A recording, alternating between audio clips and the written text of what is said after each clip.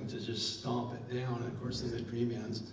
I don't have a full interpretation of all that, but I can tell you I've had a lot of dreams like that over the years, and it's stuff like this that has crept into the church, that's lying to the sheep, that's causing them to make bad choices, dig their way out of a pen that God's assigned them to be in or whatever, you know, and then they think somebody like this Frank Viola guy is a friendly character, and he's not. In fact, there are pretty famous Christians who interview this guy on their YouTube shows or whatever, like he's okay. And I'm like, this is just shocking. You know, in the last days, what's going to happen?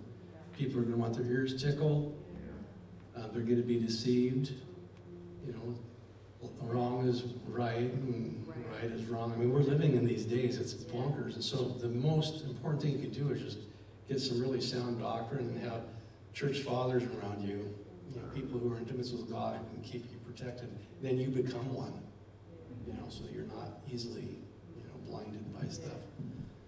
So, okay, I saw another hand. Can you keep the question until at the end? That will help you, because we're getting there. But I want to get through this practical intimacy. So first thing I teach people is give your full attention. And it's valuing them, regarding highly. Respect them. This is building intimacy in a relationship. I've never felt so close to John Paul as that day. You know, of course, still miss him. Respect, that's conveying an appropriate interest in what's going on. It's like, you're valuable and what you have to say is valuable. I'm here to listen. If you do this with your mate or your church, your family, things will go so much better. Third thing is security. That means being safe. You know, are you approachable, safe to resolve conflict with? Like if I got into it with Kyle, a disagreement with Kyle this afternoon, I don't think we will because I'll be watching football. But unless he's rooting for somebody I don't like, but you know, anyway, that's a different story. No, I know this. I could go, Kyle, I think I said something that hurt your heart. Is that true? Here's what I said, you know. And he would go, I'm not talking to you about it. You know, he would go, well, yeah, that wasn't very kind or whatever. However, he'd respond, and I'd ask his forgiveness and we'd be okay. That should be normal. You know, I had this pastor come to a conference who had been terribly wounded by intercessors. And the intercessors that he had in his church thought that there were 6 groups of people that Jesus called, you know, the scripture says there's apostles, prophets, pastors, teachers, and evangelists. They were convinced that intercessors were the 6th category, and intercessors were the ones that actually knew stuff, you know, and that's how they approached the pastor. They saw him as a spiritual nincompoop, basically, and he got terribly wounded in that church. And that was on the west side of the state in the Seattle area. And he moved into our area, which is southeast part of, and I was in a pastor's meeting at a lunch, and I had some of my intercessors up there. They were helping serve lunch, and I have outstanding intercessors, very, very, well, first of all, they receive a lot of revelation, but that's not the important thing to me. Their character's impeccable. They love God, they love the church. I can trust them with anything. So they're in the room, and this pastor, I think I had Scott Evelyn, John Thomas, and Reese Saunders there. I think we had 3 prophets at that conference. And this pastor was just confessing how hurt he was and how scared he was to this is the first prophetic conference he's been to in years because he's been so wounded by prophetic intercessors and things. And he goes, and he's just dumping his heart out. I'm like, this is just shockingly wonderful, you know, we just love this guy, he's great. He's still in our area, he's got a great big church, it's awesome. And so I started to see some of the leaders getting uncomfortable with what he was sharing because it was just so transparent and ripe.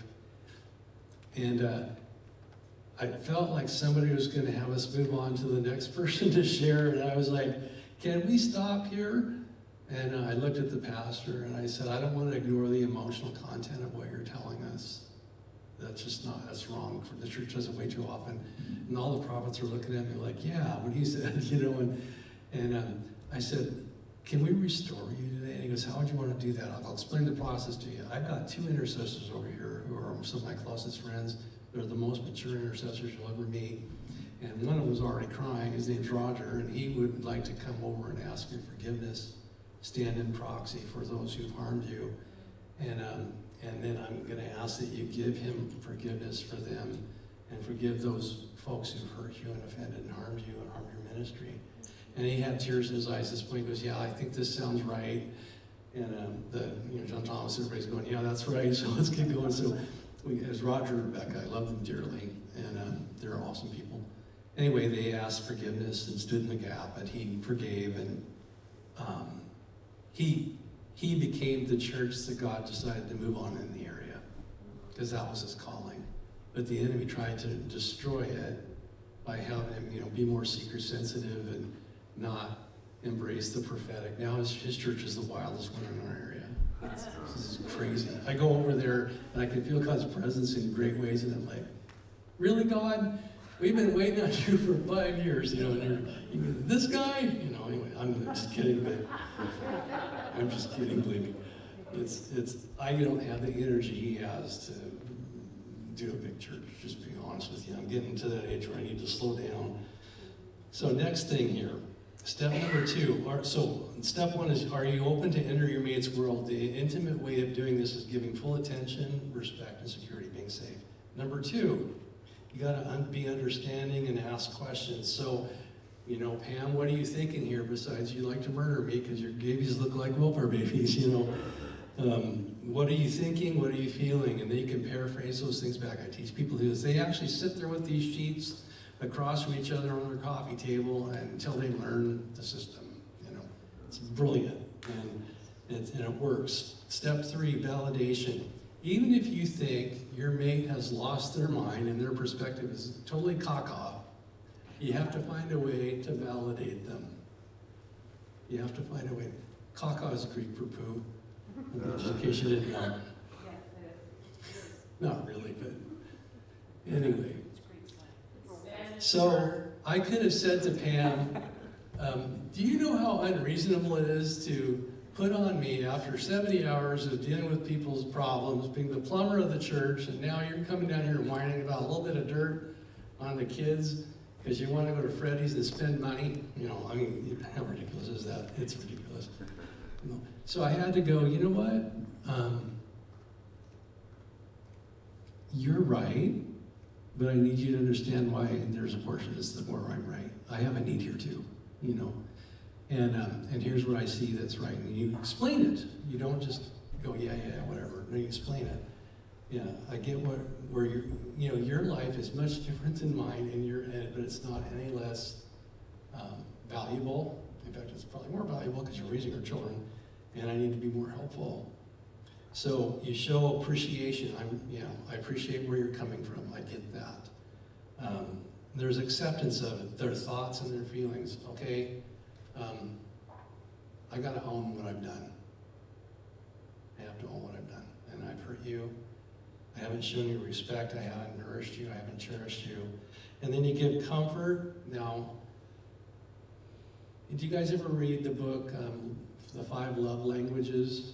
Some of you might have at least heard. Okay, my love language is physical touch. My wife's isn't. So the way I give her comfort is by listening to her well and allowing her to give me honey-do lists and doing things for her. She gets so frustrated with me when I bring her chocolate and flowers, because that's an immense waste of money. And there are other women who would go, this is so awesome, And I still bring her flowers once in a while, but I get them at Costco so they're cheap, so we didn't blow the bank on these, and because she knows exactly how much those cost. She's very frugal, and that's good. It's great. So anyway, so you go step 1. I'm entering your world. And we're building intimacy by I'm giving you attention, respect, and being safe to talk to you. You're doing the same. Step 2. I'm trying to gain some understanding, so I'm asking questions. What are you thinking? What are you feeling? I'm not telling you how I think, and what you're thinking is bonkers. I'm just listening, and I'm trying to figure out how to validate you and do so authentically and honestly. And so I appreciate where you're at and how this has affected you, and I'm very sorry about it. It's okay with me that you're frustrated with me right now. You have a right to be. Comfort. Okay, let's come up. In her case, what brought her comfort was us coming up with a plan to resolve this so she doesn't have to take welfare babies to Fred Meyer. And then, of course, approval. I love you, always have, always will, and, you know, positively affirm. And she actually hugs me because she knows that's what I need for us to seal this thing. Step 4 in this situation with us and Pam, with the newspaper deal, is we got to come up with a plan. We need to write it down, and we need to agree to it, so that it's like, you know, good talk, and then we pretend like we never came up with the plan and never followed through with anything. So support is coming alongside and helping carry the load. So, you know, it's making a plan and doing the process. Encouragement is, you know, thank you for doing this. This means a lot to me, what she does. She's really good at that. I'm still working on that part. And then affection, seal with the kids. You know, so these things, these 10 words, as I said earlier, actually describe intimacy, and you can actually grow in intimacy while dealing with conflict. And by doing this, you strengthen your marriage, and you strengthen the church as well. I'm going to do one more thing, so quickly, I'm just going to hit a couple points here. If you're married, you need to do maintenance on your marriage. And what do I mean by that? There's a page here on characteristics of a healthy marriage. You need to do an inventory once in a while. Like, I don't know what you think the number of times a year you should do inventory. I'll leave that up to you. I tend to do it every quarter, every 3 months or so. I look at Pam and go, okay, how are we doing here? You know, how am I doing as a husband? How's she doing as a wife? Is there anything that's like, seems like a weakness, or seems like a place the enemy can get into? Are we lacking? And so one of the things I noticed this last quarter is we don't do date nights anymore. We haven't done that for a long time, but we were doing things together that don't really constitute a date, spending time together, and we're doing more ministry together too. And so I was like, yeah, we're doing fine and stuff, but I just noticed that we weren't having a lot of fun together, because ministry's not a lot of fun all the time. It's work. And we go to intercession every Wednesday night at our church. We love that. And so I thought, okay, I know, because she used to teach, so she'd work late, and so it was just hard to get out together, because there wasn't a lot of time to do that. So what I've been doing is I'll text her, because she's been ministering every Wednesday is our intercession night, and from like 3:30 to 4:30 or 5, she'll minister to a woman whose husband's been dying for the last year and a half. He had Parkinson's. He just died a couple weeks ago. And so what I've done the last couple of weeks is I just text her, would you meet me at Casa Mia, which is a fun Mexican restaurant, or a different one. And she kindly caught on this week. This is the 3rd week in a row. I texted her when she was finishing up there, because it was my turn to cook. And so I just took her to some of her favorite restaurants each time. And she goes, I know what you're doing. You're having a date night before we go to intercession to get that box checked off. And I go, okay, you caught me, but you don't mind, right? And she goes, no, I love this. This is great. You know, I wasn't going to tell her. I was going to see how long it'd take her to figure it out, but she's pretty smart. So she was, as she'll remind me, she was the one that was valedictorian of the high school class. I was not. So, and she's the one that graduated with honors. I didn't. So anyway, there's that. She's funny. Okay. So here's number one, time together. You got to do maintenance on your marriage, kind of like on your cars. That's not terribly romantic, but you get the point, right? You need to spend time. We're actually, she just retired. I asked her to retire early because being a teacher where we live in the state of Washington is eventually going to require that she teach her 3rd graders about trans lifestyles and all kinds of awful things. And it's already happening in Portland, which is just south of us a ways.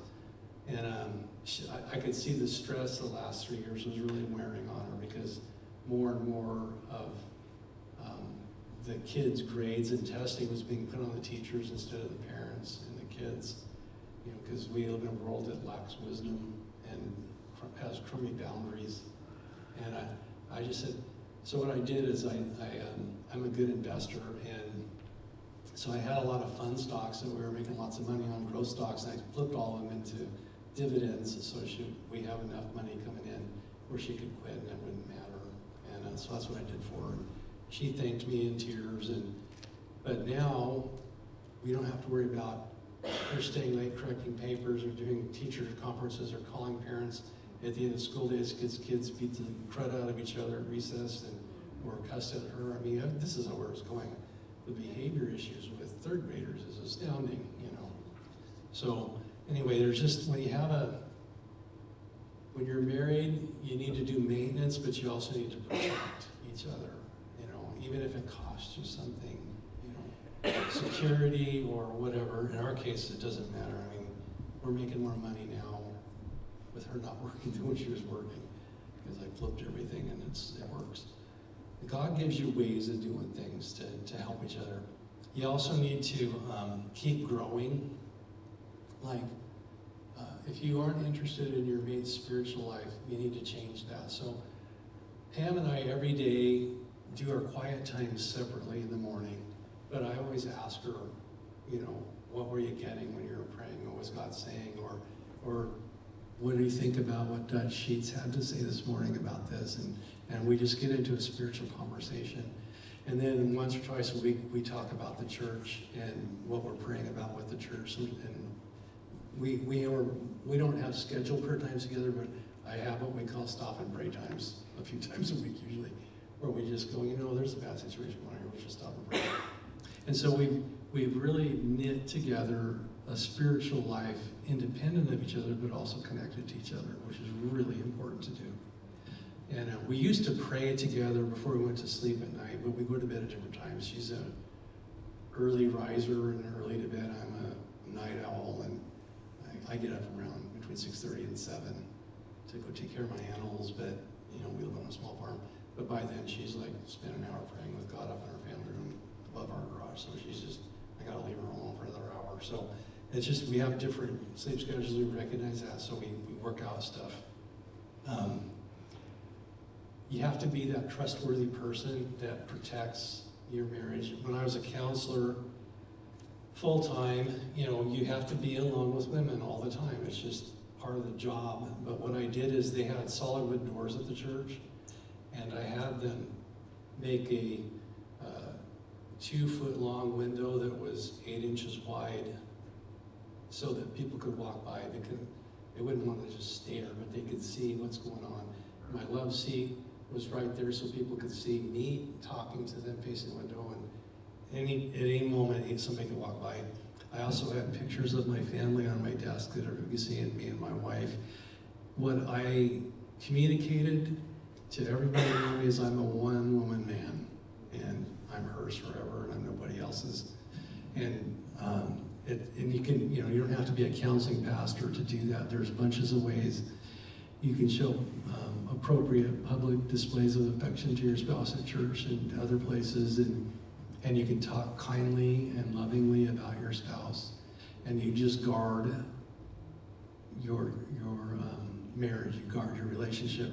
You don't let yourself become close friends with, you know, other men if you're a female, or other women if you're a male. Nowadays, I guess you gotta warn about both, you know, but the reality is that the enemy seeks to steal, kill, and destroy, and cause issues in the church, cause issues in marriage, to weaken us, so we're not focused on the kingdom, we're just focused on our trouble.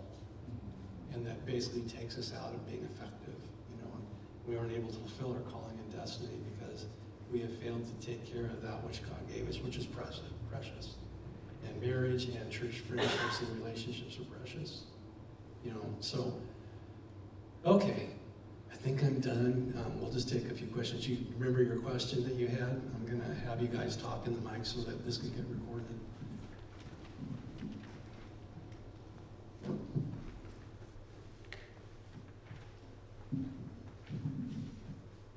My question, I think, is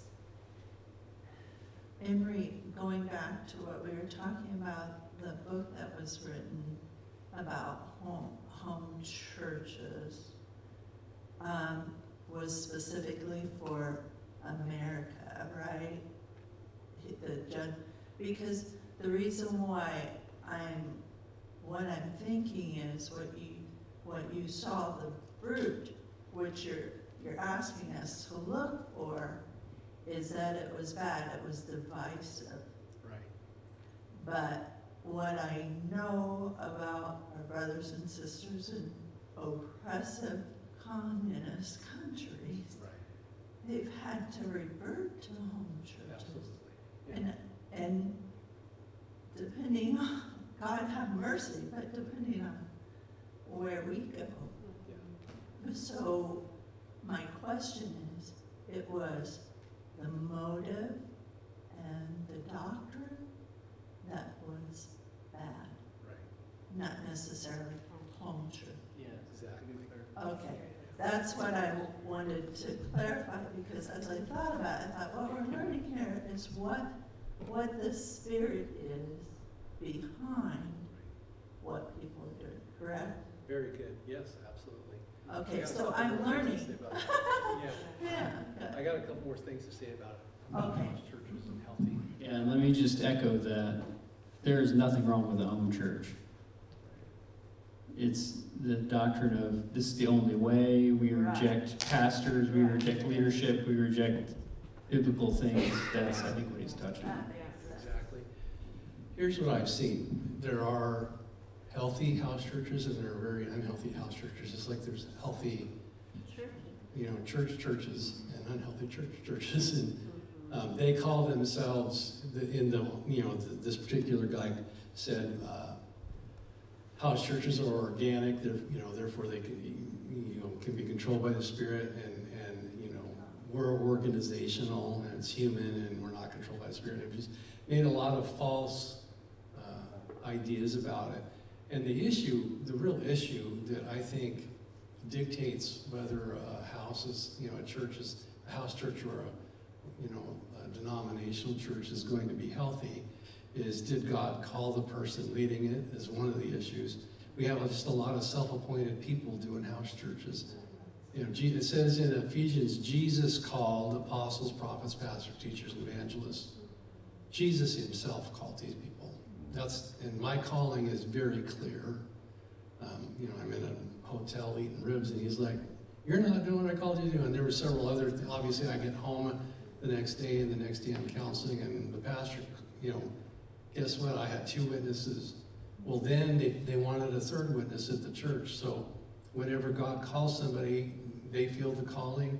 There's a witness to it among the leadership. And then at our Baptist church, they wanted to know if the people of the church recognized my calling before they voted me in. And so it's the self-appointed people that are the ones you want to watch out for. And there's got to be a real calling on somebody. And God doesn't call somebody. I was 31 years old. I'd gone through Bible school, college, seminary. I had been working for a few years through the Educational Services District. It was like church planting work. It was apostolic in nature. I was dealing with an entire regions, 6 or 7 counties, 23 school districts, all kinds of people, personalities. I had all these counselors that worked for me. It was an astounding job. I look back on it now, I don't have half the energy I would need to try and do it again. I would never take it again.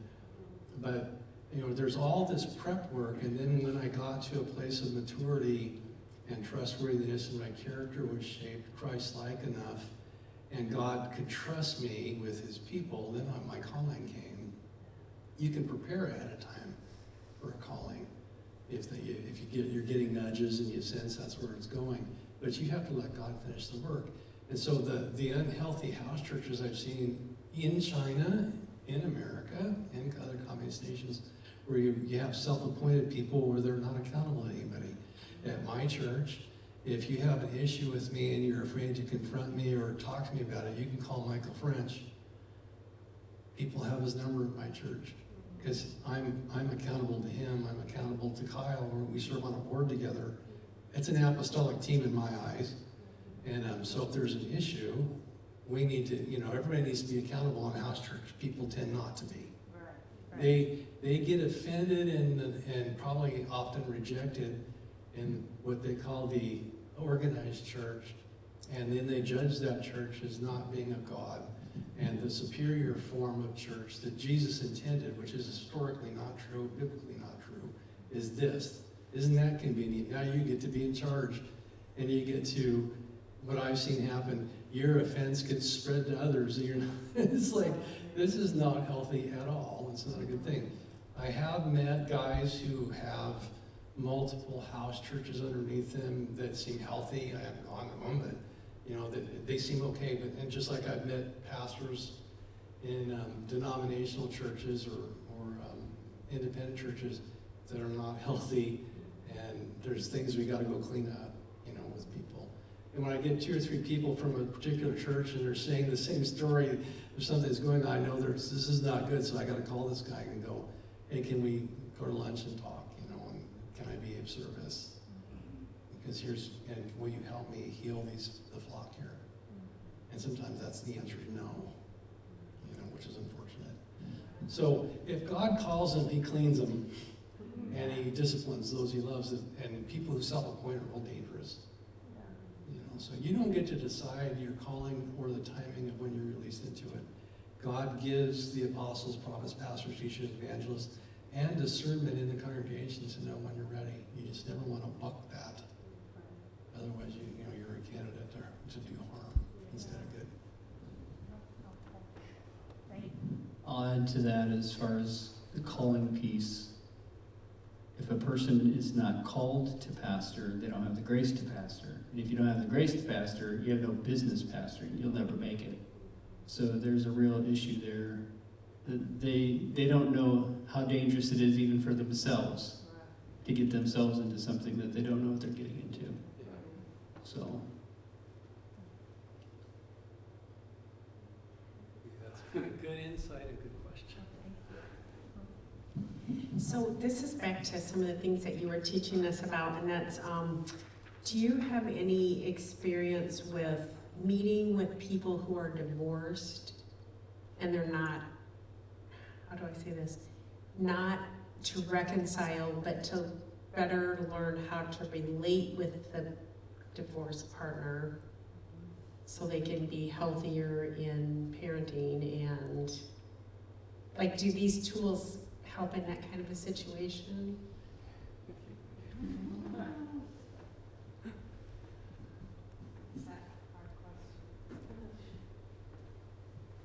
First thing I'll say is I wish that I had more of that come into my office.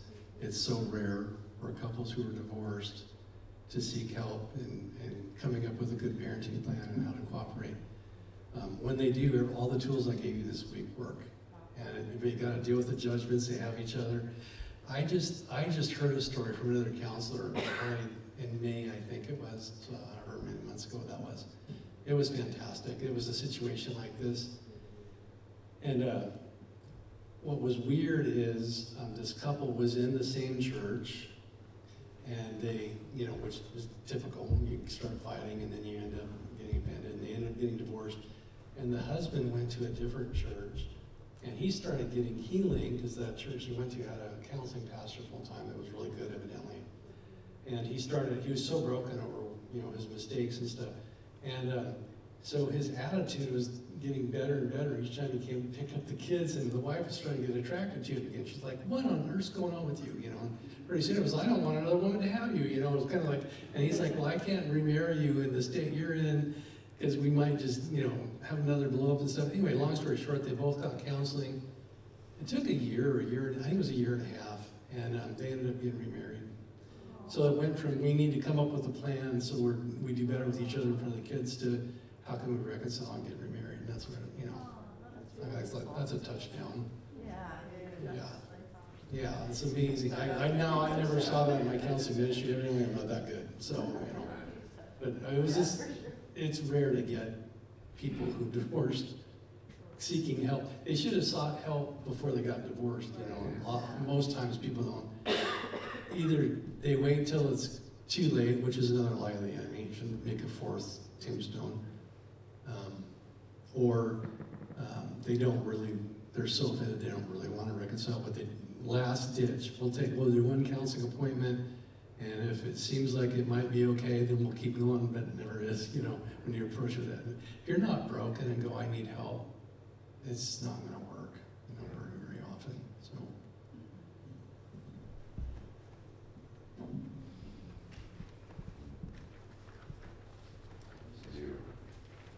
Can you explain? Wait for the microphone.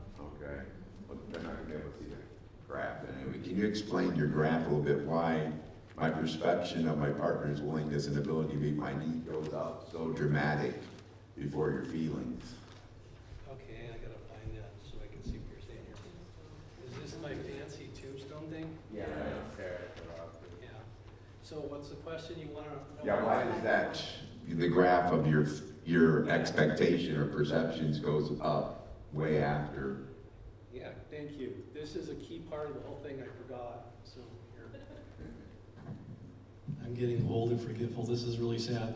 Okay, so can you see where it says my feelings for my partner is the dark line?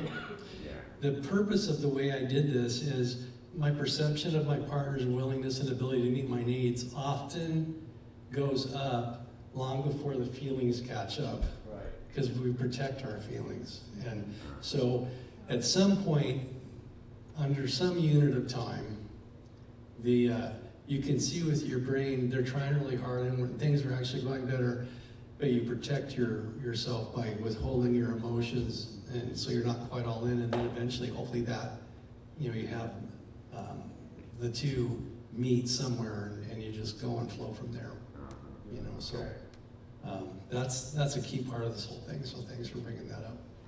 And people need to learn that because they feel bad. I've had so many women or men come and see me and go, I know my wife or my husband's trying so hard, but my emotions, I just don't trust them yet. And I find myself just withdrawing and holding back. I go, that's normal. Because when you get burned, you don't want to go back to the same stove even though it looks a little safer and it might be turned off now. That burner might not burn now or whatever. It's like, it's okay. It just takes time. And it just does. And you need to give your mate or your Christian friend the time they need, to trust. Do you and your wife do marriage retreats?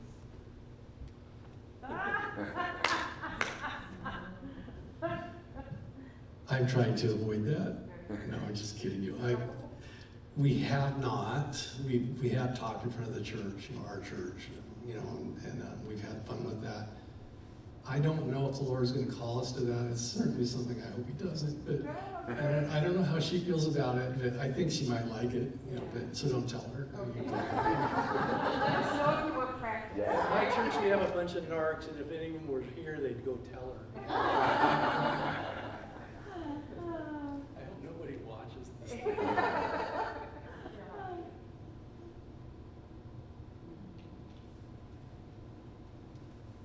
We good? I do actually have one question. Okay.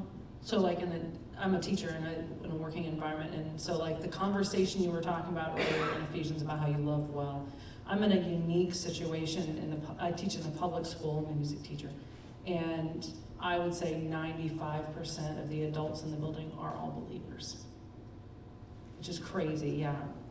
Administration down to custodians. But one of the things that I've noticed is unkindness and unloving and holding grudges against each other as adults.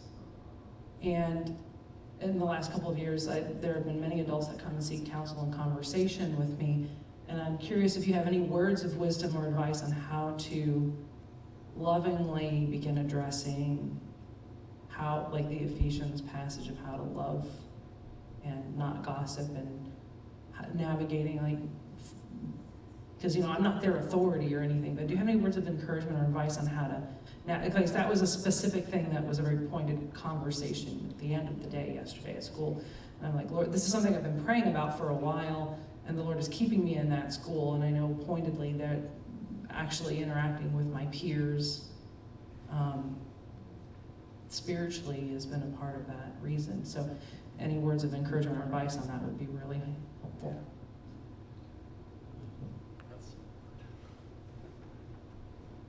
So because you're part of the peer group, this makes it really hard. Yeah, When you first start talking, I was gonna tell you, just pray, yeah. because that changes things, and just trust God with the stuff. If you have people coming to share their hurts with you, encourage them to go to the person that's hurt them. And you can listen to them if you're feeling like Lord wants you to minister to them, but just let them know the best thing that they can do for themselves is go to the person and just say, hey, when you did this, it's hurt, and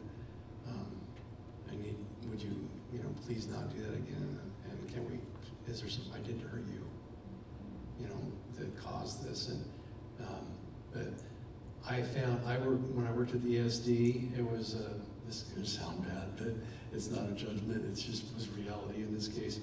I worked with about 15 women and no men, and I had never been in an office environment like that before in my life, and it was absolutely deadly. I could not, men will say stuff right to your face.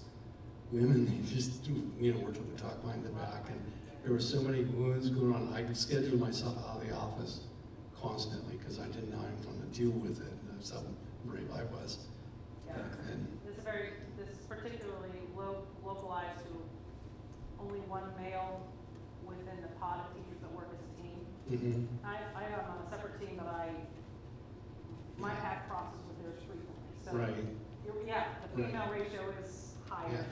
So Do you think that the principal's aware of this stuff? yes, and I think he feels helpless to know how to change the dynamic of it. Yeah. Yeah. Because I have seen situations in school districts where we had like a Christian principal or a principal that just had some deep desire to see peace, and they brought in somebody to do conflict resolution, and so just and so you might if the Lord ever leads you into a conversation with him and just hey, I don't know if you've noticed this, but this is what's going on. We're an awful lot of Christians, and it sure would be good if we could figure out how to get along better and love each other better, and that actually works. And get somebody in to help with it, and get people in small groups talking, and it's amazing what that does, especially to Christians, because you can only resist the Holy Spirit so long before you have to confess, and get right. But because if I was sitting in your situation, I would just pray a bunch unless the Lord specifically told me to do something. And if I had somebody come to me, I'd listen, but I'd encourage them to keep that between them and their counselor, and I'll hold it as confidence and encourage them to go deal with the person. That's biblical. Right. If your brother sins against you, go to him. If they don't repent, then you bring the next 2 or something, or 3. Kind of just do the process. Okay. Thank you. It takes a lot of boldness to go against the culture. And so when you make it part of the culture this is how we deal with conflict. That's why we're doing what we're doing as a church. We're saying this is our culture now. So it's normal to confront in this way and to deal with things in this way. I don't know if there's an opportunity for the principal to do something like that, but if he made it a cultural thing to say, then everyone's kind of in it the same. Like, we're all going to do this and hold each other accountable. It's a lot easier than you or a couple people having to go against the grain, against the culture. That's tough. But I will say, just to kind of Yeah. What I will say is we have a newer superintendent, and he's actually actively doing that in the district top down. There's a list of character traits like how to be professional, the expectations, be kind, and we did have a guest speaker on our first teacher work day that was talking about, one of the most powerful things you can do is forgive your colleague for something that you're holding a grudge against them. I'm like, pop off on all these kingdom principles. So it's like it was couched in a way that a secular audience, but if you were a believer and you know the truth of the word, you knew what the guy was doing. So that precedent has actually been set from the top, which is, now that you're saying that, I'm like, oh yeah, he's actually been doing that. So, and I have been praying about the spirit of intense negativity that's been within that pod for 20 years, and the Lord's been shifting people around, and there is unity that I'm seeing. So there is fruit. But I was just curious, so that's just affirming to me, thank you, that what I have been doing is right, but also additional counsel in future how to continue handling that, so that's good, thank you. Praying new leader for the pod. My wife got appointed a couple years ago and cleaned up a pod like that. She just set the standard higher. Yeah. I'm just curious, like how you would approach a situation where, like for example, you have like a divorced couple, but they still are co-parenting, but one wants to work through issues, but the other one is not open to that at all. Okay. I mean, it'd be great if you could like strong arm somebody into doing the right thing. But if they don't want, you can't make an adult do something they don't want. Right. So I'm gonna go back to this. Prayer works. God's showing you this for a reason. It's for the purpose of prayer. And so just pray in faith that God would work on the heart of the mate that's opposed to all this. And it could be that the issues are not even saved or whatever it takes. Just pray what you know is needed, salvation, or if the person's saved, that they would repent of their offense and do what's right before God and honor, the spouse, and also for the good of the kids, be that example they need to be for how the kids should be. Because that's really bad parenting. You know what I mean? Like, yikes.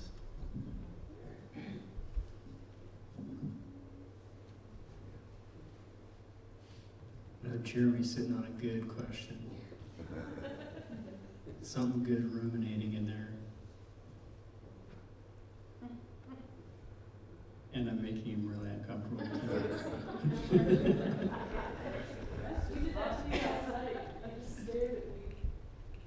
I was just making you feel uncomfortable on purpose.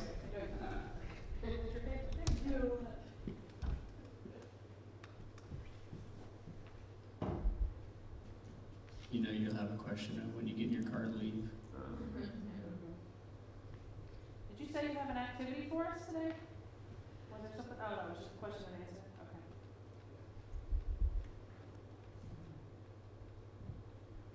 Are you gonna bring Pam next time? I think I should. We think you should too. And just bring up the stories I told, and she'll go, that's not really how it went. This is why I don't want to do a marriage classroom. She has an entirely different perspective and memory about everything. I'm like, you're the one who's senile. It's not me. It's like, oh my goodness. You have to really show some conflict resolution right Yeah, there. yeah. And we can just go for it in front of everybody. Okay, then I go, and that was Pam doing all the wrong things, and I'm going to show you guys how we're going to resolve this now. That would be awesome. You guys time out. Yeah, we'd be calling Mark Sanford, okay, we really screwed up this time. All right, well, let me pray for you guys, okay? And then, Lord willing, we'll see you in church tomorrow. It'll be kind of fun.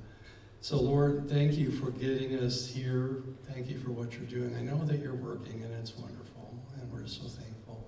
Lord, I just pray a blessing on the pastoral staff, elders, and leaders, and church members here. This is a delightful Christian community that you've established here, and I ask, Lord, that the body here would see each other's worth at a whole other level, and that they would understand your ways and know you and walk with you in a way that pleases you as overcomers, Lord, and that we ask anything that the enemy's trying to do would come to nothing. We ask you to hide this church underneath the shadow of your wing, that they might, in this season, learn what it means to be a healthy and powerful church and an expression of Christ that's conformed to his image. In Jesus'